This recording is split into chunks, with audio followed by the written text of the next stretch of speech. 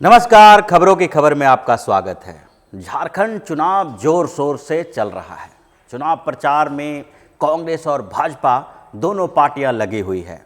महाराष्ट्र चुनाव में एक तरह से पराजय के बाद, यानी कि सरकार नहीं बनने के बाद, भाजपा की पूरी नज़रें, भाजपा के शीर्ष नेतृत्व की नज़रें झारखंड पे टिकी हुई है, क्योंकि चुनाव परिणाम आने के बाद वहाँ भी कुछ ऐसी स्थिति देखने को मिल सकती है। अमित शाह और नरेंद्र मोदी दोनों चुनाव प्रचार में लगे हुए हैं।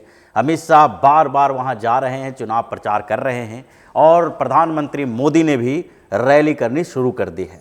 इस बीच प्रथम चरण का चुनाव तो खत्म हो चुका है और दूसरे चरण के चुनाव होने में महज 3-4 दिन बाकी है। 7 तारीख को दूसरे चरण का चुनाव होगा और पहले चरण के चुनाव में कांग्रेस ने बहुत ज़्यादा जोर नहीं लगाया। कांग्रेस के केंद्रीय नेतृत्व वहां ज़्यादा जोर शोर से चुनाव प्रचार में नहीं लगी हुई थी। राहुल गांधी की भी कोई रैली नहीं हुई, लेकिन दूसरे चरण के चुनाव में राहुल गांधी वहां पर चले गए, रैली की, और अब वो आगे के चुनाव प्रचार का कमान संभालने की कोशिश में लगे हुए हैं। लेकिन इस बीच भाजपा से एक और दूसरी खबर आ रही है। महाराष्ट्र में जिस तरह से भाजपा को सबसे बड़ी पार्टी का दर्जा तो मिला, यानी लोगों ने सबसे बड़ी पार्टी बनाई तो, लेकिन भाजपा सरकार नहीं बना सकी, क्योंकि वहां पर बहुमत किसी एक पार्टी के हाथ में नहीं था, एक पार्टी को नहीं मिला था। और इसके कारण अब भाजपा हर कदम फूंक फूंक के रख रही है। इसके लिए पहले से ही कुछ पार्टियों के साथ बातचीत शुरू हो गई है और भाजपा नेता इस बात की संभावनाओं से इनकार नहीं कर रहे हैं कि किसी न किसी स्तर पर झारखंड में भी किसी एक पार्टी को बहुमत नहीं मिलेगी। पिछले चुनाव में भाजपा को 37 सीटें मिली थी और उसके गठबंधन, सहयोगी गठबंधन पार्टी जो आजसू है, उसको 5 सीटें मिली थी। यानी 81 सदस्यों वाले विधानसभा में 41 सीटों की जरूरत इन लोगों को थी और 41 सीटें इन लोगों को मिल गई थी। इसीलिए झारखंड में पहली बार स्टेबल गवर्नमेंट बनी और 5 सालों तक रघुवर दास सरकार चलाते रहे। लेकिन इस बीच स्थितियां फिर बदल गई है।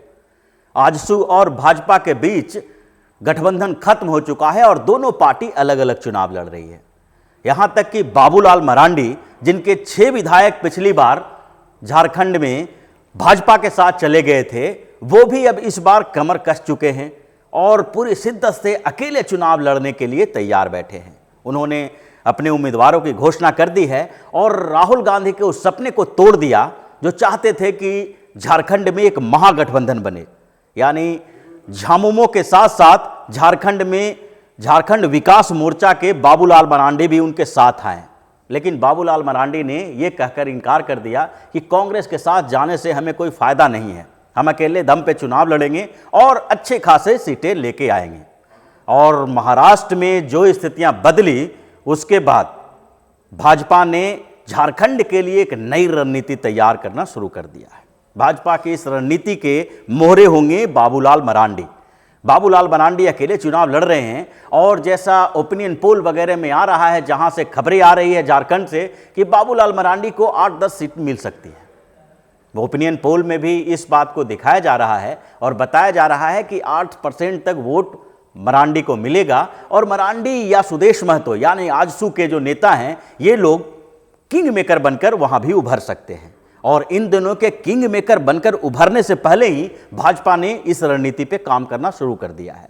पिछले दिनों झारखंड में चुनाव प्रचार के लिए अमित शाह गए हुए थे और उस बीच अमित शाह ने करीब 1 घंटे तक बाबूलाल मरांडी से बातचीत की। आगे की रणनीति पर चर्चा हुई और इसमें लगभग ये प्लान तय हो गया कि बाबूलाल मरांडी फिर से भाजपा के साथ आ जाएंगे। भाजपा के साथ आने का मतलब ये है कि वो अपनी पार्टी का विलय भाजपा के साथ कर लेंगे। जैसा पिछली बार हुआ कि बाबूलाल मरांडी की पार्टी के 8 विधायक जीते थे चुनाव, लेकिन 8 में से 6 विधायक चले गए थे भाजपा के साथ और उनके पास सिर्फ 2 विधायक रह गए थे। इस बात से भी मरांडी थोड़े से नाराज दिख रहे थे, लेकिन उनको बताया गया, समझाया गया कि भाजपा और वो, यानी झारखंड विकास मोर्चा, कोई अलग अलग नहीं है, दोनों की विचारधारा एक जैसी है और बाबूलाल मरांडी वही नेता हैं जिसे भाजपा ने मुख्यमंत्री बनाया था। ये संघ बैकग्राउंड से हैं और भाजपा के साथ जुड़े रहे थे लगातार, कई सालों तक भाजपा के साथ जुड़े रहे और 2006 में जब भाजपा के और कई नेतृत्व झारखंड में उभरने लगे तो उन्होंने अलग रास्ता अपना लिया और झारखंड विकास मोर्चा का गठन किया। लेकिन अब फिर स्थितियां बदल गई है। महाराष्ट्र के चुनाव नतीजों के बाद जो वहां पर सियासी घमासान चला, उसके बाद भाजपा को भी लगने लगा है कि कुछ छोटी पार्टियां जो उनसे नाराज है और जिसके नेता पहले भाजपा में रह चुके हैं, उनको अब साथ में लाया जाए।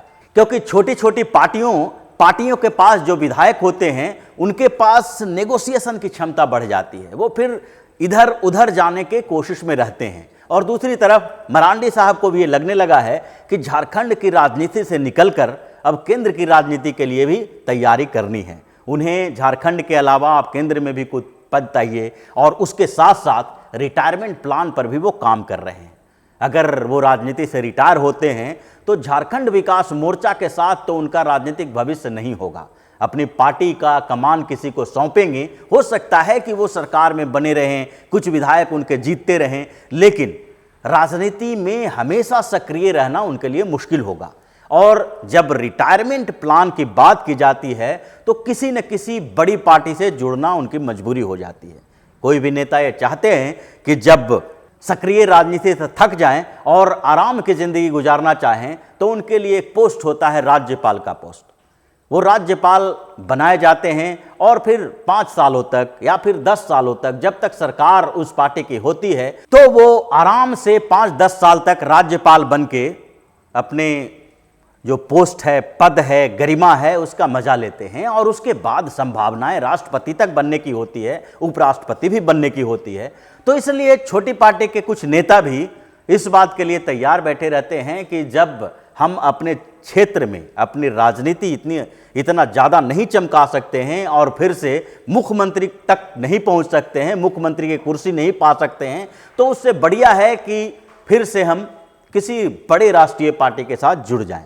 और इस प्लान का हिस्सा बनने वाले हैं बाबूलाल मरांडी, क्योंकि झारखंड में चुनाव परिणाम आने के बाद लगभग वही स्थिति होने वाली है जो महाराष्ट्र में हुई थी। हालांकि महाराष्ट्र में अगर प्रीपोल अलायंस की बात करें तो उसमें तो स्थितियां स्पष्ट थी, लेकिन उससे पहले भी जिस तरह शिवसेना और भाजपा के बीच गठबंधन को लेकर चर्चाएं तेज थी और शिवसेना लगातार हमला करती थी, भाजपा की आलोचना करती थी, उससे ऐसा लगता था कि ये अलायंस तो हो गया है लेकिन आगे अलायंस चलेगा नहीं। अगर अलग अलग पार्टियों की स्थिति की बात करें तो जैसी स्थिति वहां पर थी, जैसी स्थिति हरियाणा में हुई थी, वैसी स्थिति लगभग झारखंड में होने की उम्मीद, होने की संभावना बताई जा रही है और इसके लिए प्लानिंग तैयार की जा रही है। आजसू जो थोड़ा सा भाजपा से नाराज है, सुदेश महतो साहब ने कुछ ज़्यादा सीटों की मांग कर दी, जिसके कारण उनका भाजपा के साथ गठबंधन नहीं हो सका था। वो अकेले दम पे चुनाव लड़ रहे हैं और उनके साथ भी बातचीत फिर से की जा रही है, क्योंकि पिछले 5 सालों से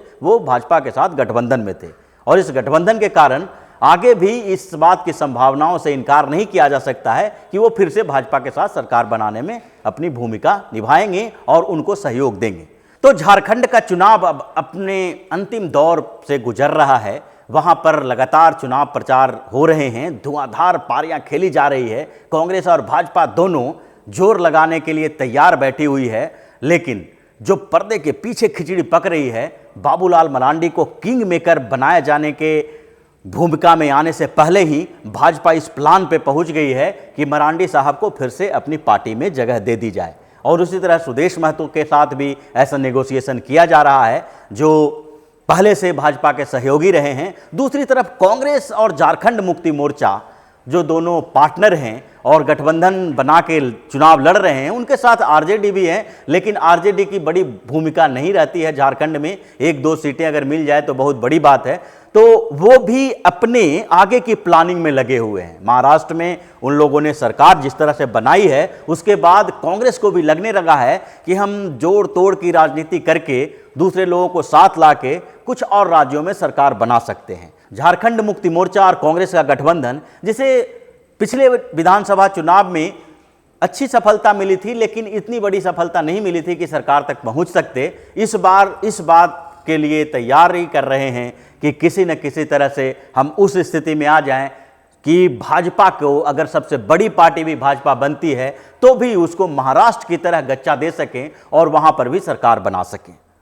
तो इसी तरह की खबरों के साथ फिर से हाजिर होंगे। तब तक के लिए बने रहिए ओपिनियन पोस्ट इंटरनेट टीवी के साथ और देते रहिए हमें सहयोग, ताकि इसी तरह की खबर हम आपके लिए लाते रहें। धन्यवाद।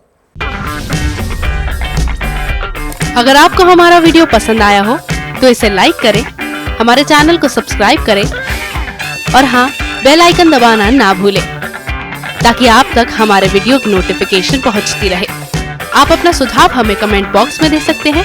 हमारे साथ जुड़ने के लिए शुक्रिया।